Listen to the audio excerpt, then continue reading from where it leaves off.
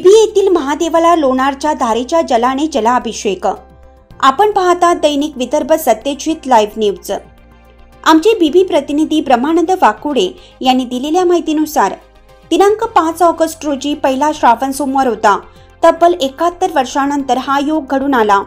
श्रावण महिन्याचा पहिला दिवस आणि त्यातच सोमवार या योगाचा औचित्य साधून बीबी येथील जय महाकाल जवळपास 150 कावडधारी शिवभक्तांनी बीबी येथून पायी कावड यात्रा महादेवाच्या भव्य मूर्तीसह काढून लोणार येथे धारेवर दर्शन घेऊन धारेचे जल सुलतानपूर मार्गे बीबी येथे आणले व संतोषी मातेच्या मंदिरावरील महादेवाला जल अभिषेक केला।